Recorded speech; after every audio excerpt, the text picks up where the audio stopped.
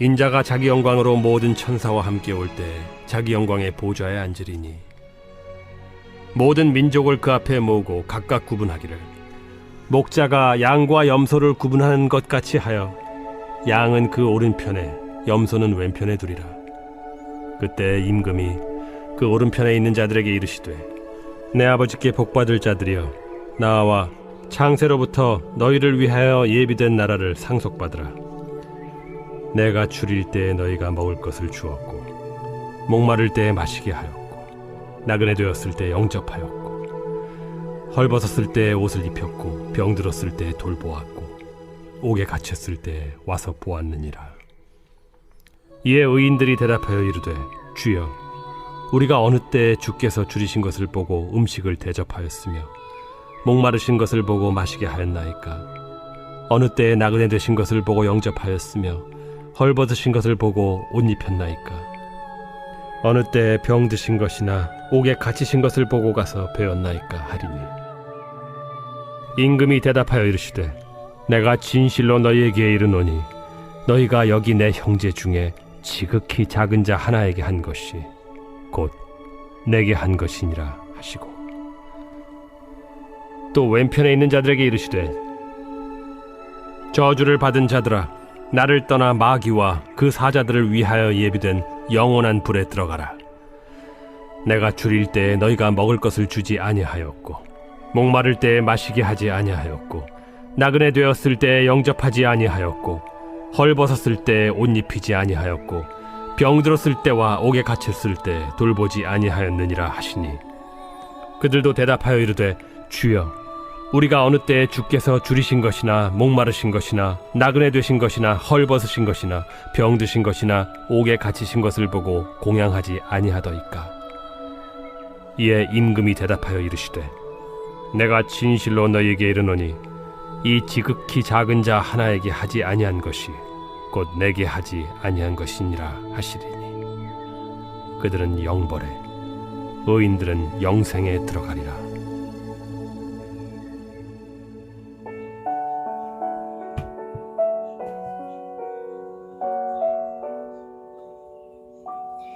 오늘 말씀은 종말에 깨어있는 것이 무엇인지에 관한 이 세 번째 비유 말씀입니다. 일명 양과 염소 비유인데요. 오늘 이제 드디어 가장 중요한 핵심, 그러니까 종말에 깨어있는 것이 구체적으로 무엇을 의미하는지, 이 열처녀 비유에서 말했던 준비하는 삶이 무엇인지, 달란트 비유에서 말한 이 칭찬을 받은 종들이 성실하게 장사했던 것이 과연 무엇을 말해주고 있는 것인지를 오늘 말해주고 있는 거죠. 오늘 이제 말씀은 사실 비유라기보다는 마지막 날에 있을 일에 대한 구체적인 설명이죠. 그래서 25장의 결론이자 23장에서부터 계속 이어져 온 이 마지막 때에 대한 가르침의 결론이라고 할 수 있습니다. 그래서 주님이 이제 질석적으로 이 주님 자신이 영광 가운데 오실 때라고 말씀하고 있죠. 예수님이 영광 가운데 이 땅에 다시 오실 때 이 모든 민족이 예수님 앞에서 둘로 구분이 된다고 합니다. 마치 목자가 양과 염소를 구분하는 것처럼 모든 사람들이 예수님 앞에서 양과 염소처럼 구분되어서 이 양으로 지못된 자들을 오른쪽에, 이 염소로 지못된 자들을 왼편에 서게 될 것이다 라고 합니다. 이 당시에 목자들이 양을 칠 때 염소를 이제 중간에 섞어 놓아서 이제 친다고 합니다. 그러나 이제 저녁이 되어서 양들을 우리에 넣을 때는 이 양과 염소를 구분해 놓는 거죠. 이처럼 마지막 날에 주님 모든 사람을 양과 염소로 구분하실 것입니다. 주님이 오시기 전까지는 양과 염소가 섞여 있는 것처럼 이 세상에 의인과 악인이 섞여서 함께 살아가는 거예요. 잘 구분이 되지 않을 수도 있다는 거죠. 그러나 마지막 심판대 앞에서는 이 주님께서 의인과 악인을 확실하게 구분하고 각각 심판을 내리시는 거죠. 먼저 주님은 양처럼 오른편에 선 자들에게 복을 선언하시죠. 그리고 이들에게 창조 때로부터 너희를 위해 예배된 나라, 곧 영원한 하나님 나라를 이 상속받으라 라고 말씀하십니다. 구원을 선언하신 거죠. 이들이 이렇게 하나님 나라를 상속받는 복을 받게 된 이유는 뭡니까? 예수님께 선한 일을 행했기 때문이죠. 구체적으로 먹을 것과 마실 것을 주었고 예수님을 영접했고 예수님께 옷을 입혔고 예수님의 병문안을 갖고 예수님이 옥에 갇혔을 때 돌아보았다라는 그런 선을 행했다는 거예요. 그러나 이런 주님의 말씀의 의인들은 오히려 대묻죠. 언제 우리가 주님께 그런 일들을 행했느냐, 선한 일을 행했느냐는 거예요. 자신들은 주님께 직접적으로 그런 일을 행한 적이 없었다라는 거죠.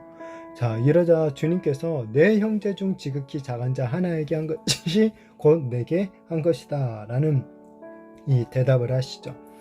이 마지막 날 의인으로 인정받는 기준이 가난하고 어려운 형제를 섬긴 것이다 라고 말씀하고 있는 거예요. 우리는 보통 믿음으로 구원을 받는다 라고 믿고 있죠. 맞는 말입니다. 그러나 문제는 그 믿음을 어떻게 증명할 것이냐가 문제죠. 바로 작은 형제 한 사람에게 한 선한 행위를 통해서 예수님을 향한 우리의 믿음을 증명해야 된다는 거예요. 그리고 이것이 진정으로 구원을 얻는 믿음이다 라는 것을 얘기하고 있죠. 이어서 주님은 왼편에 있는 자들을 향해서는 저주를 선언하시면서 예수님을 떠나서 마귀와 귀신들을 위해 예비된 영원한 지옥불로 들어가라고 말씀하시죠. 그 이유로 뭐라고 얘기하십니까? 예수님께 대한 선한 일을 행하지 않았기 때문이라고 지적하세요. 이에 왼편에 있는 자들이 항의를 하죠. 자신들이 언제 주님께 그렇게 대하지 않았느냐라고 되물어요.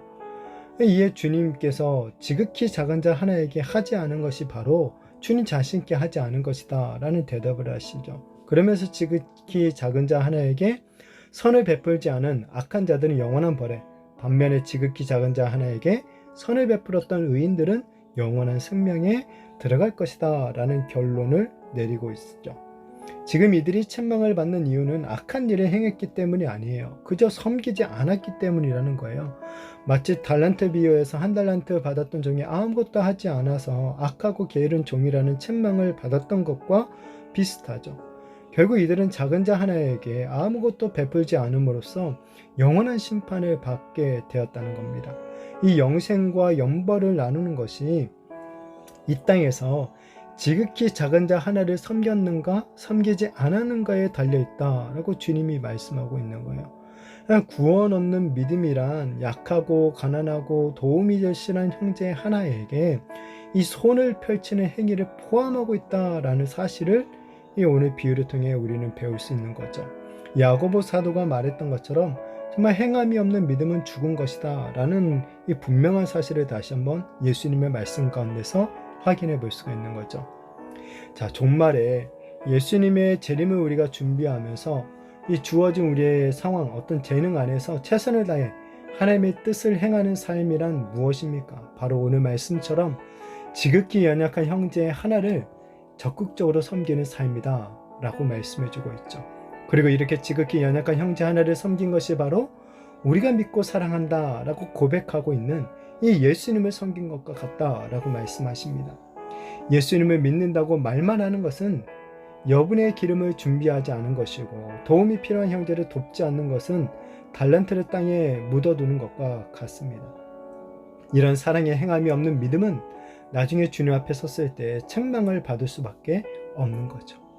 바라기는 지극히 작은 형제 하나를 사랑하고 섬기는 실천으로 우리의 이 믿음을 드러내는 그런 우리가 되어지기를 축복합니다. 지극히 작은 자 하나를 사랑하는 삶을 통해, 섬기는 삶을 통해 예수님의 재림을 잘 준비함으로 말미암아 마지막 날, 이 마지막 심판 때 앞에 섰을 때 우리 주님의 오른편에 서게 되며 크게 칭찬과 영원한 하나님 나라라는 복을 받게 되는 저와 우리 모든 성도님들이 되시기를 예수님의 이름으로 축복합니다.